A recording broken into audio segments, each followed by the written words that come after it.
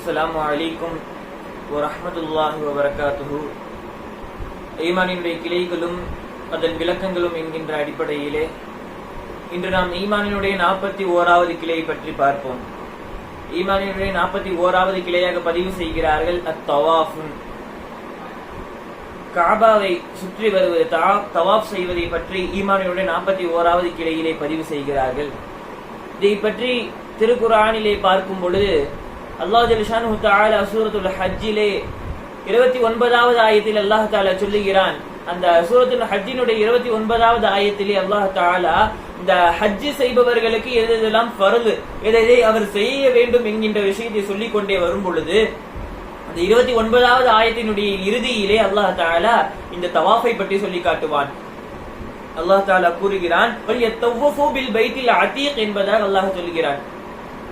அந்த பாதுகாக்கப்பட்ட வீடு பைத்துல் அதீக் என்றால் காபாவை குறிக்கிறது. காபாவை எவர் தவாஃப் செய்ய வேண்டும் என்பதாக அல்லாஹ் தஆலா சொல்கிறார். காபாவை தவாஃப் செய்ய வேண்டும், இதுவும் ஹஜ் செய்பவர்களுக்கான ஒரு ஃபர்லாக இருக்கிறது என்பதாக அல்லாஹ் தஆலா சொல்லி காட்டுகிறார். இந்த ஆயத்தினுடைய தஃசீரிலே விளக்கத்திலே நாம் பார்க்கும் பொழுது எழுதுகிறார்கள், இந்த தவாஃப் என்பது ஃபர்லான ஒரு காரியமாக இருக்கிறது. தவாஃப் என்பது ஹஜ் செய்பவர்களுக்கு ஃபர்லான ஒரு காரியமாக இருக்கிறது. இந்த தவாஃபை பற்றி பார்க்கும் பொழுது இந்த தவாஃப் என்பதை 3 பிரிவுகளாக பிரிக்கிறார். 3 விதமான தவாஃபுகள் இருக்கிறது என்பதாக இமாம் பெருமக்கள் சொல்கிறார்கள். அதிலே 3 என்னவென்று பார்க்கும் பொழுது ஆரம்பமாக முதல் தவாஃப் ஆகிறது அத்தவாஃபுல் இஃபாதத் என்பதாக சொல்கிறார்கள். அதாவது இந்த தவாஃபு ஜியாரா என்று அதற்கு இன்னொரு பெயர் இருக்குது. இந்த தவாஃப் என்பதுதான் ஃபர்லாக கட்டாயமாக செய்ய வேண்டியது என்பதாக ஜும்ஹூரான இமாம்கள் அனைவர்களுடைய கருத்தும் இந்த தவாஃபுல் இஃபாதா என்பதை ஃபர்லாக கட்டாயமாக அவர்கள் செய்ய வேண்டும் என்பதாக சொல்லி காட்டுகிறார்கள். இரண்டாவது தவாஃபை பற்றி பார்க்கும்போது தவாஃபுல் வதா என்பதாக சொல்கிறார்கள். அதற்கு தவாஃபு சதுர் என்பதாக மற்றொரு பெயரும் இருக்கிறதாம். இந்த இரண்டாவது வகையான தவாஃப் என்பது ஃபர்து கிடையாது, அதை கட்டாயமாக செய்ய வேண்டும் என்று கிடையாது. இந்த தவாஃபை செய்வது முஸ்தஹப் என்பதாக ஜும்ஹூரான இமாம்களின் கருத்தாக இருக்கிறது. எல்லா இமாம்களினுடைய கருத்தும் இந்த இரண்டாவது வகையான தவாஃபு சதுர் என்று அழைக்கப்படுகிற இந்த தவாஃபை செய்வது முஸ்தஹப், விரும்பத்தக்க ஒரு காரியம். அவர் நாடினால் செய்து கொள்ளலாம், விரும்பாவிட்டால் செய்யாமல் இருந்து கொள்ளலாம் என்பதாக. ஆனால் அதை செய்வது சிறந்தது, விரும்பத்தக்க ஒரு காரியம் என்பதாக சொல்கிறார்கள். மூன்றாவது விதமான தவாஃபை சொல்கிறார்கள் அத்தவாஃபுல் குதூம் என்பதாக சொல்கிறார்கள். இந்த மூன்றாவது வகையான தவாஃப் என்பது சுன்னத்தான தவாஃப் என்பதாக சொல்கிறார்கள். இந்த 3 விதமான தவாஃப்களில் அல்லாஹ் ஜல்ல ஷானுஹு தஆலா இந்த ஆயத்திலே வல்யத்தவஃபு பில் பைத்தில் அதீக் என்பதாக அல்லாஹ் சொன்னான் அல்லவா, காபாவை நீங்கள் தவாஃப் செய்யுங்கள் என்று சொன்ன இந்த இடத்திலே எந்த விதமான தவாஃபை அல்லாஹ் குறிப்பிடுகிறான் என்று இமாம்கள் பதிவு செய்கிறார்கள் என்றால், இந்த இடத்திலே தவாஃப் என்று அல்லாஹ் சொல்லுவது, இந்த இடத்திலே அல்லாஹ் தஆலா ஹஜ்ஜை காபா ஷரீஃபை தவாஃப் செய்வது என்று அல்லாஹ் தஆலா இந்த இடத்தில் சொல்லுவது என்றால், அந்த முதல் வகையான தவாஃப் பார்த்தோம் அல்லவா, தவாஃபு ஜியாரா என்று பார்த்தோம் அல்ல, அந்த தவாஃப் தான் இந்த இடத்திலே அல்லாஹ் தஆலா குறிப்பிடுகிறான். எனவேதான் அந்த முதல் வகையான தவாஃப் என்பது ஃபர்ல் என்பதாக சொல்லி காட்டுகிறார்கள்.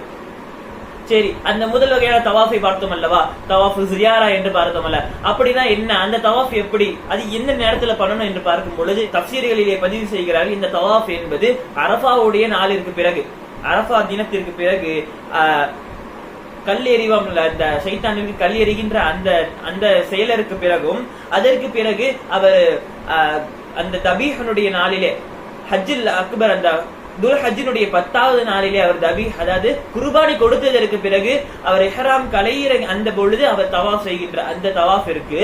இந்த தவாஃபுல் ஜியாரா என்பதாக சொல்கிறார்கள். இந்த தவாஃப் என்பது ஃபர்லான தவாஃப், கட்டாயம் எல்லா ஹாஜிகளும் செய்ய வேண்டும். ஹஜ் செய்பவர்கள் இந்த தவாஃப் செய்யாமல் விட்டுவிட்டால் அவர்களுடைய ஹஜ் என்பது கூடாமல் போகிவிடும், ஹஜ் என்பது பரிபூரணமாகாது என்பதாக சொல்லி காட்டுகிறார்கள். இந்த தவாஃப் என்பது கட்டாயமான தவாஃப். இந்த தவாஃபை தான் அல்லாஹ் தஆலா வல்யத்தவஃபு பில் பைத்தில் அதீக், அதீகான அந்த பைத்துல் அதீக்கை கொண்டு நீங்கள் தவாஃப் செய்யுங்கள் என்று அல்லாஹ் தஆலா கூறுகிறார் என்பதாக சொல்கிறார்கள்.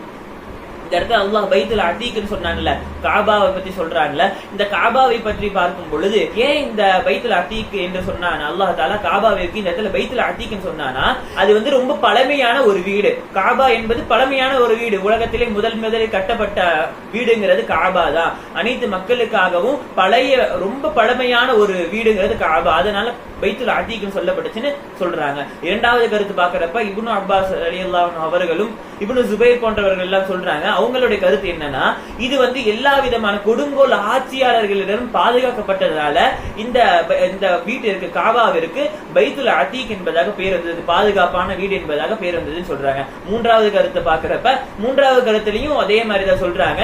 யாரும் இந்த காபாவை முழுமையாக சொந்தமாக்கி கொள்ளாததினால் இது பைத்துல் அதீக் பாதுகாப்பான வீடுன்னு சொல்றாங்க. முழுமையை யாரும் இந்த வரைக்கும் காபாவை சொந்தமாக்கி கொள்ளல. அது அல்லாஹ்வினுடைய வீடாக இருப்பதினால் யாராலும் அதை சொந்தம் கொண்டாட முடியாததின் காரணமாக இது பைத்துல் அதீக் என்பதாக சொல்லப்படுகிறது என்பதாக சொல்கிறார்கள். இவ்வாறு இந்த பைத்துல் அதீக் அல்லாஹ் எதற்காக இவ்வாறு கூறினான் என்ற விளக்கத்தை கூறிய பிறகு இந்த தவாஃபிலே நாம் நபி ஸல்லல்லாஹு அலைஹி வஸல்லம் அவர்கள் எவ்வாறு தவாஃப் செய்தார்கள், நாம் எவ்வாறு செய்ய வேண்டும் என்பதை பற்றி பார்க்கும் பொழுது ஒரு ஹதீஸிலே இவ்வாறு வருகிறது. ஜாபிர் ரலியல்லாஹு அன்ஹு அவர்கள் அறிவிக்கிறார்கள், நபி ஸல்லல்லாஹு அலைஹி வஸல்லம் அவர்கள் மக்காவிற்குள் நுழைந்த பொழுது தஹலல் மஸ்ஜித், நபி அவர்கள் பள்ளிவாசலில் நுழைந்தார்களாம்.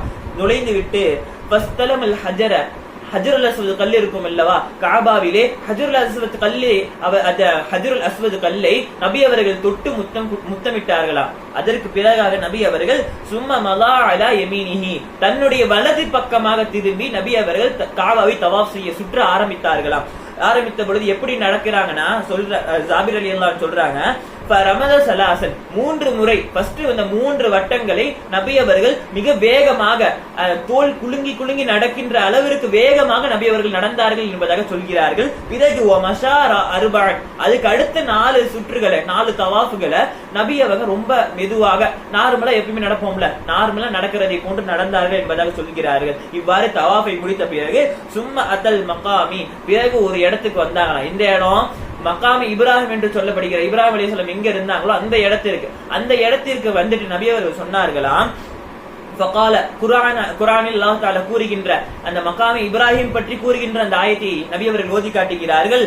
وَاتَّخِذُوا مِن مَّقَامِ إِبْرَاهِيمَ مُصَلَّى என்பதாக அல்லாஹ் தஆலா கூறிய அந்த ஆயத்தை ஓதி காட்டி நபி அவர்கள் சொல்கிறார்கள், இந்த மகாமி இப்ராஹிம் அலைஹிஸ்ஸலாம் இருந்த அந்த மகாமி இப்ராஹிமை நீங்க தொழுவும் இடமாக ஆக்கிக் கொள்ளுங்கள் என்பதாக அல்லாஹ் கூறுகிற இந்த ஆயத்தை சொல்லிவிட்டு அந்த இடத்திலே நபி அவர்கள் 2 ரக்காய் தொழுகிறார்களாம்.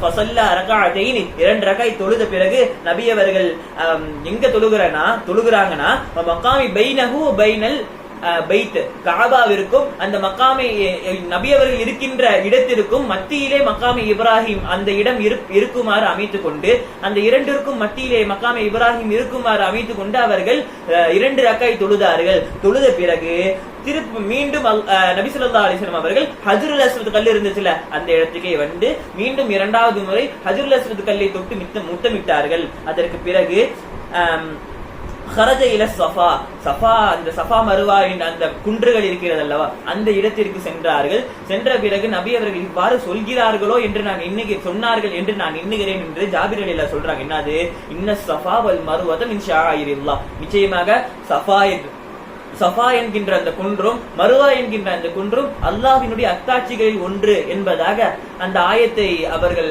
ஓதி காட்டினார்கள் என்பதாக சொல்கிறார்கள். இதனோட இந்த ஹதீஸை முடிக்கிறார்கள்.